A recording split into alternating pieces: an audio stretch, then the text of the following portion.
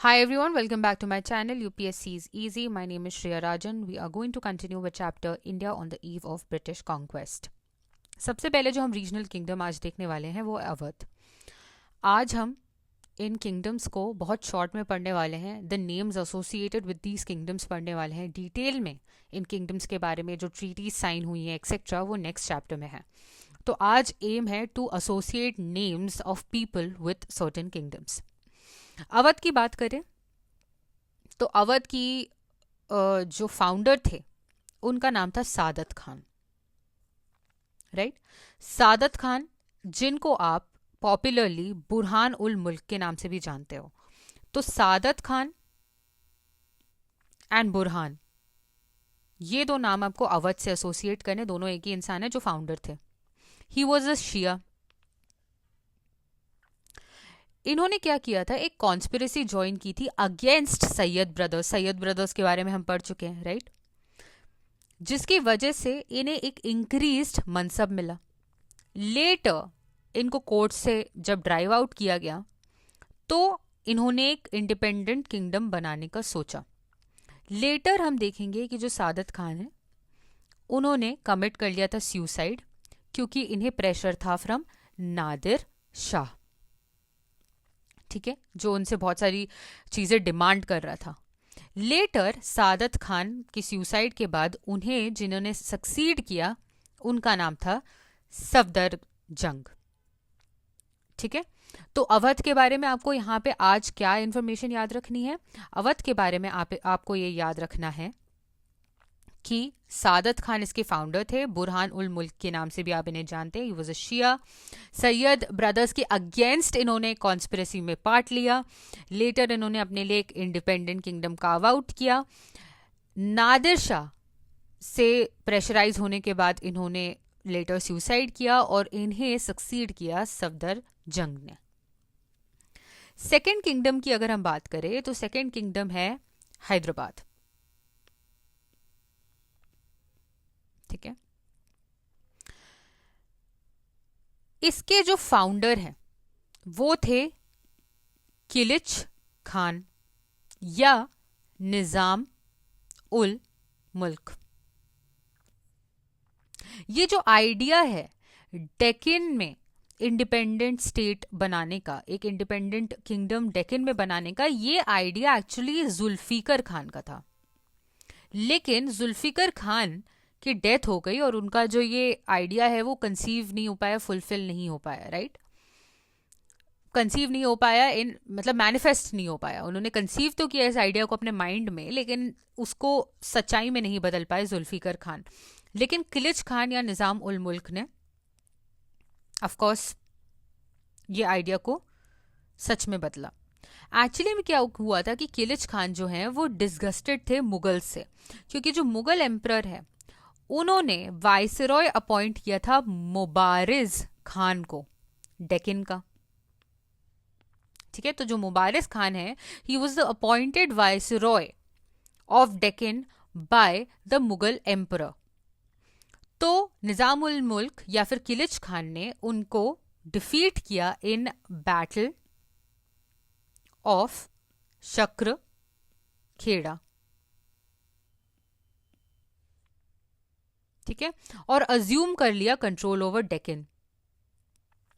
1725 में किलिच खान जो हैं ही बिकेम द वाइसरॉय और उन्होंने एक नया टाइटल ले लिया असफ जा का. ठीक है, तो अवध के बारे में हमें सादत खान पता होना चाहिए जिनका नाम बुरहान उल मुल्क भी है. उन्होंने एक कॉन्स्पिरेसी में पार्ट लिया अगेंस्ट सैयद ब्रदर्स. नादिर शाह से प्रेशराइज होने के बाद उन्होंने सुसाइड किया. इनके जो सक्सेसर थे वो थे सफदर जंग.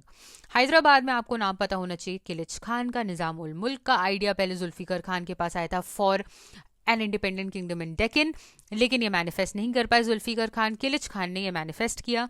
एक्चुअली में मुबारस खान जो है उनको वाइसरॉय बनाया गया था बाय मुगल एम्परर. कहाँ का viceroy? Of Deccan. Battle of Shakar Kheda में किलिच खान ने मुबारस खान को डिफीट किया, किल कर दिया. 1725 में असफ जा का टाइटल लेते हुए कंट्रोल ले लिया किलिच खान ने of Deccan. Okay, now we come to Bengal. Bengal को हम ज़्यादा डिटेल में यहाँ नहीं पढ़ेंगे क्योंकि बंगाल के बारे में डिटेल में आगे दिया हुआ है। फाउंडर अगर हम देखें तो मुर्शीद कुली खान थे फाउंडर ऑफ बंगाल। ठीक है, केपेबल रूलर थे और उन्होंने बंगाल को एक प्रॉस्पेरस स्टेट में कन्वर्ट कर दिया। काफी प्रॉस्पेरस हो गया था बंगाल अंडर मुर्शीद कुली खान। इनको किसने सक्सीड किया? इनके बेटे ने सक्सीड किया, जिसका नाम आप आगे चल के भी बहुत ज्यादा देखने वाले हैं, जिसका नाम है शुजा-उद-दीन। अगेन एक सक्सेसर आते हैं सरफराज खान।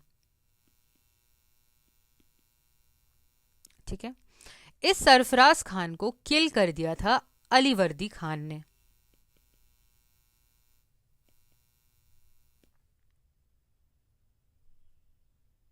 ठीक है, who was actually who was the deputy governor of Bihar. ठीक है, and assumed power and made himself independent of Mughal emperor by giving yearly tribute. ठीक है, बंगाल को किसने फाउंड किया? मुर्शीद कुली खान ने। उनके अंडर में बंगाल प्रॉस्पेरस हुआ। उनके जो सन थे शुजा-उद-दीन, वो सक्सेसर बने। लेटर सक्सेसर सरफराज खान को किल किया गया अलीवर्दी खान के द्वारा, जो कि गवर्नर थे ऑफ बिहार। और अलीवर्दी खान ने फिर फाइनली क्या किया? उन्होंने अज्यूम किया पावर और इंडिपेंडेंट बना दिया इसे मुगल एम्परर से, और ईयरली ट्रिब्यूट वो इसके बदले मुगल्स को देते रहे, इस इंडिपेंडेंस के बदले। अब हम देखते हैं राजपूत्स के बारे में।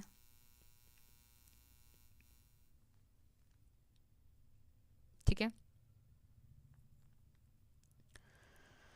आपको पता होना चाहिए कि जो राजपूत्स हैं उन्होंने कोशिश की कि वो अपनी इंडिपेंडेंस को री एस्टैब्लिश कर पाए 18th सेंचुरी में।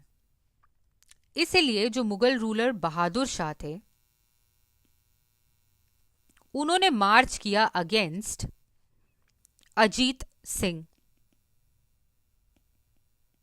ठीक है, क्यों किया? क्योंकि ये जो अजीत सिंह थे, इन्होंने अलायंस बनाया था विथ जय Singh to and Durgadas Rathore.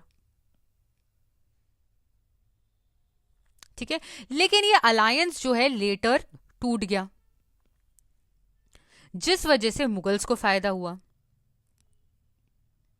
Right, आपको क्या याद रखना है राजपूत्स के बारे में? राजपूत्स जो हैं अपने 18th सेंचुरी में दोबारा रीएस्टेब्लिश करना चाहते थे इंडिपेंडेंस। बहादुर शाह ने what did he do? He marched against who? Ajit Singh in 1708। और जो ये अजीत सिंह है, इन्होंने अलायंस किसके साथ बना रखी थी? जय सिंह टू एंड दुर्गादास राठौर के साथ। लेकिन अलायंस ब्रेक हो जाती है, मुगल्स को फायदा होता है। इतना ही याद रखना है, नेक्स्ट चैप्टर में डिटेल में देखने वाले हैं, बट नेक्स्ट चैप्टर तक ये नेम्स आपको पता होने चाहिए। मैसूर की बात करते हैं। ठीक है, ये एक्चुअली टेरिटरी कहां पे है मैसूर की? This territory was located at the junction of eastern and western Ghats. ठीक है, मैसूर की जो टेरिटरी है ईस्टर्न और वेस्टर्न घाट्स के जंक्शन पे थी, और इसे रूल कर रहे थे वॉडेयार्स। राइट, और ऑब्वियसली ये जो टेरिटरी है ईस्टर्न और वेस्टर्न घाट के जंक्शन पे थी, इसको बहुत लोग पाना चाहते थे, और अल्टीमेटली ये कांस्टेंट बैटल फील्ड में कन्वर्ट हो गया था। यहाँ पे बहुत लड़ाइयाँ हुई, बहुत सारे बैटल्स हुए। इन दी एंड हम देखेंगे कि ये जो है हैदर अली के कंट्रोल में आया। ठीक है, लेकिन हैदर अली की कांस्टेंट वॉरफेयर चलती थी विद ब्रिटिश। ठीक है, उसके बाद टीपू सुल्तान आए, जो कि हैदर अली के बेटे थे। इन लोगों के बारे में भी डिटेल में हम देखेंगे in the next lecture. But Mysore, Wodeyars, Haidar Ali, Tipu Sultan, you have to remember this. Right, aim of this lecture is to remember certain things. वो सर्टन थिंग्स को आप याद रखिए, that will act as an introduction for the next chapter. ठीक है, right. इसके बाद हम आते हैं केरला पे। केरला को इंडिपेंडेंट स्टेट की जैसे एस्टैब्लिश करने में जिनका हाथ था, उनका नाम था मार्तंडा वर्मा। मार्तंडा वर्मा जो थे उन्होंने एस्टैब्लिश किया केरला को एज एन इंडिपेंडेंट स्टेट, और इस वक्त केरला का कैपिटल क्या बनाया गया? ट्रावनकोर। मार्तंडा वर्मा ने केरला की जो बाउंड्री है उसे कन्याकुमारी से कोचीन तक एक्सटेंड किया। ठीक है। और मार्तंडा वर्मा ने एक और चीज की, he tried to organise his army along the western model. Western model पे आर्मी को ऑर्गेनाइज करने की कोशिश की, और बहुत सारे ऑफकोर्स मेथड्स उन्होंने यूज किए टू डेवलप हिज स्ट्रेंथ। अब हम आते हैं जट्स पे। एग्रीकल्चरलिस्ट थे जट्स मोस्टली। ठीक है। और किस एरिया के अराउंड थे? तो दिल्ली, मथुरा, आगरा। किन के अगेंस्ट इन्होंने रिवोल्ट किया? दे रिवोल्टेड अगेंस्ट औरंगजेब। इनिशियली इन्हें सेटबैक्स मिले ऑब्वियसली, लेकिन लेटर चूरामन एंड बदन सिंह, चूरामन एंड बदन सिंह ने सेटअप कर लिया जट स्टेट ऑफ भरतपुर। ठीक है। अभी तक आपको क्या पता होना चाहिए? दिल्ली, मथुरा, आगरा में एग्रीकल्चरिस्ट जट्स थे। दे रिवोल्टेड अगेंस्ट औरंगजेब। इनिशियली उन्हें बहुत सारी सेटबैक्स मिले, लेकिन चूरामन और बदन सिंह ने भरतपुर में सेटअप कर लिया अपना जट स्टेट। राइट। लेकिन सूरजमल एक ऐसे लीडर थे जिनके पावर के अंदर जो जट स्टेट है वो अपनी जेनिथ पे पहुंचा, अपनी पीक पे पहुंचा। तो सूरजमल का नेम भी इंपॉर्टेंट है। इन्होंने एक्चुअली क्या किया? एडमिनिस्ट्रेशन में रिफॉर्म्स लाए, एफिशिएंट सिस्टम ऑफ एडमिनिस्ट्रेशन लाया, और ऑफ कोर्स अपनी जो टेरिटरी है उसको भी एक्सटेंड किया। राइट। इनकी जो टेरिटरी अगर आप देखें, गंगा ईस्ट में, चंबल साउथ में, आगरा का सुबह, मथुरा का, मेरठ, अलीगढ़, ये सब कुछ इंक्लूडेड था। ठीक है। सूरजमल की डेथ के बाद ऑब्वियसली क्या होगा? ऑफ कोर्स इतने ग्रेट लीडर थे, तो उनकी डेथ के बाद डिक्लाइन सफर किया जट स्टेट ने। 1763 में उनकी डेथ हुई थी, और उसके बाद ये जो स्टेट है ये स्प्लिट हो गया into smaller areas due to zamindars. ठीक है। इतना क्लियर है। अब हम बात करेंगे सिख्स के बारे में।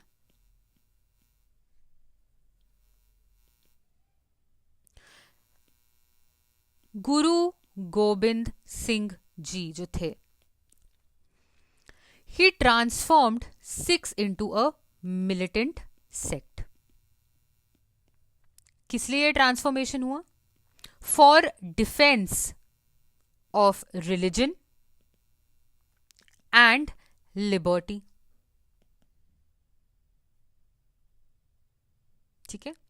लेटर आप देखेंगे एक इंपॉर्टेंट लीडर जो आपको याद रखना है वो है बंदा बहादुर।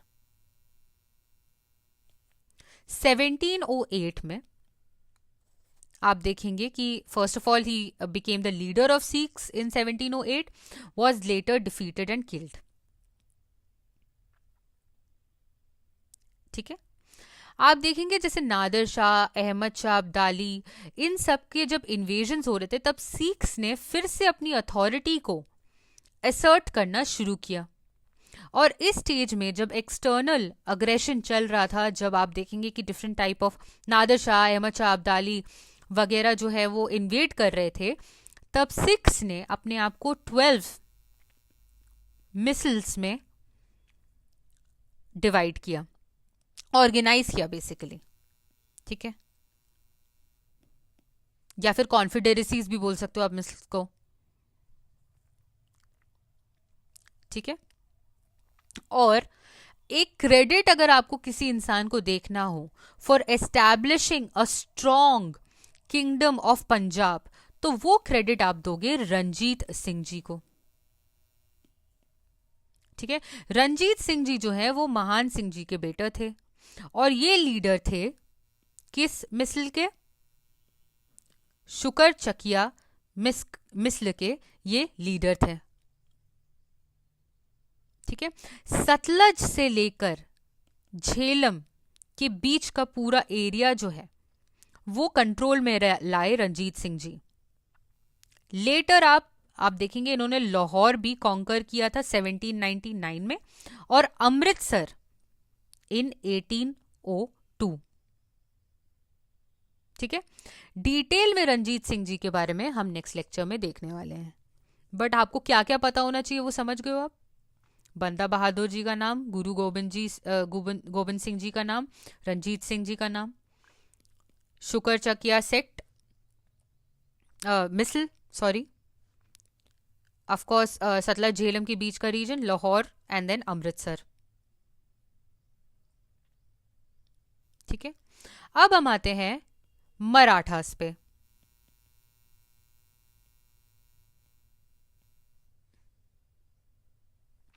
मराठास जो थे आपको पता ही है कि मोस्ट फॉर्मिडेबल प्रोविंस के जैसे ये इमर्ज हुए थे। ठीक है, लीडरशिप किन की थी? पेशवास की थी। इन्होंने क्या किया? अप्रूव कर दिया Mughal authority from Malwa and Gujarat और वहां पे एस्टैब्लिश कर लिया अपना रूल। ठीक है, एट वन टाइम मराठास ने क्लेम किया to be the chief inheritors of Mughal dominion, but their authority was challenged by Ahmad Shah Abdali in the third battle of Panipat. ठीक है, ये हम देखने वाले हैं नेक्स्ट चैप्टर में, so do not worry about it, detail में दिया हुआ है, ये तो बस इंट्रोडक्शन था। ठीक है, रोहिला खंड एंड फरुखाबाद की बात करते हैं। ठीक है, स्टेट ऑफ रोहिला खंड जो था and the kingdom of Bangash Pathan, ये जो है दे वो fall out of Afghan migration into India. ठीक है, तो अफगान माइग्रेशन से रिलेटेड है ये। मैं चाहूंगी कि आप इसे प्लीज मैप पे देखें। ठीक है, लार्ज स्केल इमिग्रेशन हुआ था अफगान्स का into India in mid 18th century, क्योंकि अफगानिस्तान में उस वक्त पॉलिटिकल और इकोनॉमिक टर्मोइल चल रहा था। ठीक है, अली मोहम्मद खान ने क्या किया? He took advantage of collapse of authority in north India. कब? जब नादिर शाह का इन्वेजन हुआ था तो उस वक्त नॉर्थ इंडिया में कोलैप्स ऑफ अथॉरिटी हुआ। अली मोहम्मद खान ने इसका फायदा उठाया और रोहिला खंड का किंगडम बनाया। ये कहां पे है रोहिला खंड? अभी बता देती हूँ, हिमालयन फुटहिल्स में between Kumaon in the north and Ganga in the south. ठीक है, Himalayan foothills, Kumaon in the north and Ganga in the south.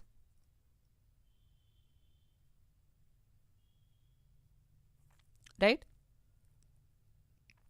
Detail में हम देखेंगे, बट थोड़ा और अगर आपको पता हो तो मोहम्मद खान बंगश जो थे an Afghan, he set up an independent kingdom to the east of Delhi in an area around Farrukhabad during रेंज ऑफ फारूक सियार एंड मोहम्मद शाह। इतना और अगर आपको पता हो तो दिस इज इट, बाकी डिटेल में we'll see in the next lecture. अब हम जब रीजनल स्टेट्स पढ़ चुके हैं तो अब हम देखने वाले हैं कि जो ये रीजनल स्टेट्स हैं इनकी लिमिटेशंस क्या थी। इम्पोर्टेंस है इन लिमिटेशंस का, क्योंकि फ्यूचर कोर्स ऑफ एक्शंस जो हैं ये डिक्टेट करते हैं। सबसे पहले जो ये इंडिपेंडेंट पॉलिटिकल सिस्टम्स थे जो इमर्ज हुए थे इन द प्रोविंसेस, इन्होंने मेंटेन रखे थे अपने टाइज विद मुगल एम्पायर और अक्नॉलेज किया था एम्पायर का इंपॉर्टेंस एज एन अम्ब्रेला। ठीक है, इवन आप देखेंगे जो रिबेल्स थे like Marathas and Sikhs, they recognise Mughal emperor as the supreme authority. तो अभी भी मुगल एम्पायर जो है वो सुप्रीम अथॉरिटी में नजर आता है, ये एक लिमिटेशन था। Second, as the name suggests, ये जो स्टेट्स थे ये रीजनल थे इन कैरेक्टर, राइट और इनका जो फंक्शनैलिटी है वो डिपेंडेंट था on collaborative support of local groups like zamindars, merchants, local nobles, chieftains. तो ये वेरियस लोकल इंटरेस्ट का ख्याल रखना पड़ता था इन स्टेट्स को अपनी फंक्शनिंग के लिए ही। ऑफ कोर्स एक्सेप्शंस थे, जैसे कि मैसूर रूलर्स जो थे they did not recognise local chieftains. Mysore rulers जो हैं वो एक्सेप्शंस थे, उन्होंने क्या किया, they did not recognise the local chieftains.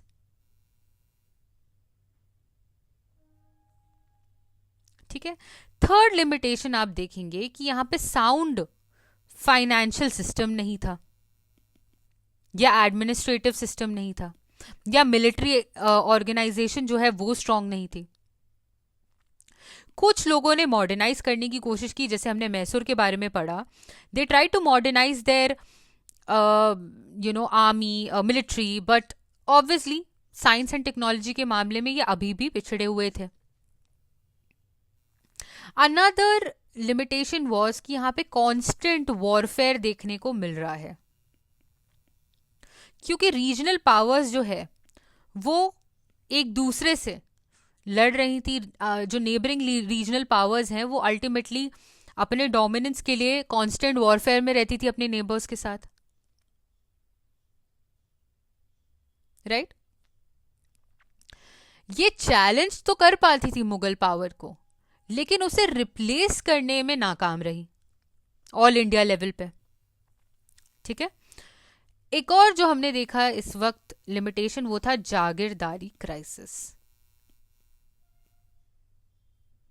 ठीक है, जागीरदारी क्राइसिस भी इस वक्त का हमने लिमिटेशन देखा, इसके बारे में डिटेल में हम कर चुके हैं। एग्रीकल्चर जो है वो डिक्लाइन हुआ। ठीक है, ये भी आपको समझना पड़ेगा कि जो ट्रेड है वो कंटिन्यू हुआ विदाउट डिसरप्शन, लेकिन जो इकोनॉमी है वो स्टैग्नेंट हो गई। ये इंपॉर्टेंट है, ये आपको याद रखना है, आपको प्री में पूछ सकते हैं ये चीज। ऑफ कोर्स ये आएगा तो ऐसे आएगा कि मल्टीपल चॉइस क्वेश्चन में। तो इकोनॉमी इस वक्त स्टैग्नेंट थी, जो ट्रेड है वो कंटिन्यू हो रहा था फिर भी स्टैग्नेंट थी,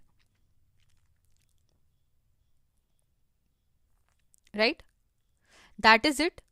डिटेल में सोशो इकोनॉमिक कंडीशंस इस वक्त की हम देखेंगे 18th सेंचुरी की in the next lecture, and then we will start with expansion and consolidation of British power in India. Very important, extremely important chapter in pre 1857. Till then, all the best.